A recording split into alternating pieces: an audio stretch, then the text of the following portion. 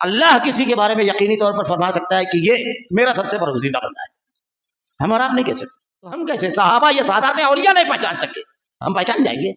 کیسے آپ یقینی کہہ رہے ہیں اور پھر اس کے بعد دوسری داستانیں آپ نے بنا لی کہ ان کی قبروں میں کھڑے ہو کر کے ان کے وسیلے سے دعا مانگ سکتے ہیں، ان سے مانگ سکتے ہیں، سب بنا لیا آپ نے. اللہ کے نبی نے کہا جنت میں وہ جائے گا جس پر اللہ رحم کرے، عمل کی وجہ سے نہیں جائے گا. معمولی بات نہیں ہے. ابو بکر رو رہے ہیں، حضرت عمر رضی اللہ تعالیٰ عنہ، عثمان ذو النورین جن کی جنتی ہونے کی بشارت صادق و مصدوق محمد رسول اللہ صلی اللہ علیہ وسلم نے دی، وہ رو رہے ہیں کہ کل کیا ہوگا قیامت کے روز. اور ہمارا معاملہ، اللہ کسی کے بارے میں یقینی طور پر فرما سکتا ہے کہ یہ میرا سب سے برگزیدہ بندہ ہے، ہم اور آپ نہیں کہہ سکتے. کیوں کہ ہم ظاہر کا فتویٰ دیں گے. اب یہ دیکھیے صحابہ کرام کی مجلس بیٹھی ہے، اللہ کے نبی صلی اللہ علیہ وسلم بھی تشریف فرمائے. ایک آدمی کا گزر ہوا، اللہ کے نبی صلی اللہ علیہ وسلم نے کہا اس کے بارے میں کیا رائے ہے؟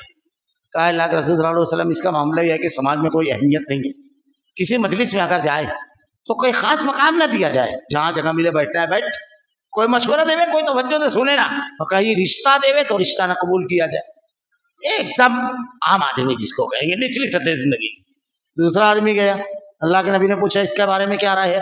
ارشاد فرمایا اللہ کے رسول یہ تو احترام قابل احترام معزز نام والا آدمی ہے، کسی مجلس میں جائے تو بہتر سے بہتر جگہ ہوتا ہے نا، کوئی آتا ہے تو ارے ارے ہٹو ہٹو آدمی چیئر چھوڑ دیتا ہے. اگر کوئی بات کہے تو بڑی توجہ اور اہتمام سے سنی جائے، کہیں رشتہ دے تو رشتہ قبول کیا جائے. اللہ کے نبی نے ارشاد فرمایا کس معاشرے میں یہ بتایا جا رہا ہے؟ صحابہ کے. کون لوگ بتا رہے ہیں؟ صحابہ. قابل احترام کون ہے؟ اور اللہ کے نبی کہتے ہیں کہ یہ جو دوسرا ہے، ایسے لوگوں سے اگر روح زمین بھی بھر جائے تو اللہ کو کوئی غرض نہیں، مگر وہ پہلا شخص جو گزرا جو تمہارے نزدیک کچھ نہیں ہے، اگر اللہ پر قسم کھا لے تو اللہ اس کی قسم نہیں ڈالے گا. تو ہم کیسے صحابہ یہ سادات اولیاء نہیں پہچان سکے، ہم پہچان جائیں گے کسی کے بھی بارے میں؟ ہاں بھائی وہ برگزیدہ بندہ ہے، اور ہم نے تو ولایت کا مقام بھی دے دیا، پھر اختیار بھی دے دیا کہ مرنے کے بعد یہاں بھی پہنچ جاتے ہیں، وہاں بھی پہنچ جاتے ہیں، اس کو یہ دے دیتے ہیں، سب آ رہا ہے آگے، یہ کر دیتے. پہلی بات تو وہ ہے کیا، اور آگے بڑھو. اور قبر، برزخ، مرنے کے بعد کی زندگی، یہ معمولی یہ عقیدہ کی چیزیں ہیں، سب قرآن کے خلاف، حدیث کے خلاف. یہ دوسری بحث سے جانے دیجیے. مرنے کے بعد کی زندگی. صحابی تھے، بخاری مسلم حدیث کی کتابیں اٹھا کر دیکھیے، عثمان بن مظعون کتنے نیک تھے کہ اللہ کے نبی سے انہوں نے آ کر کے کہا کہ اللہ کے رسول میں اپنی مردانہ قوت ختم کر لوں اسی ذریعے سے. تو کہا کیوں؟ اس لیے کہ یہ خواہش جب آدمی توانا ہوتا ہے تو ہوتی ہے، تو مجھ کو یہ خواہش نہ ابھرے اور میں پورا وقت اللہ کی عبادت میں لگا. اللہ کے نبی صلی اللہ علیہ وسلم نے منع فرمایا نہیں. بہت نیک تھے یہ، جن کے ہاں تھے ہجرت کر کے، جب ان کی وفات ہوئی تو وفات کے بعد تبصرہ کہ وہ تو جنتی ہے. اللہ کے نبی صلی اللہ علیہ وسلم نے پوچھا اس خاتون سے تم کو کتنے بتا دیا؟ تو بولے اللہ کے رسول. کہا تم کو کس نے بتا دیا؟ اتنے یقینی انداز میں کہہ رہے ہو. ہمارے یہاں جو ہے نا دوسروں کو جنت بانٹتے ہیں، خود کی جنت کا مسئلہ مرنے کے بعد. اللہ کے نبی نے کہا جنت میں وہ جائے گا جس پر اللہ رحم کرے، عمل کی وجہ سے نہیں جائے گا.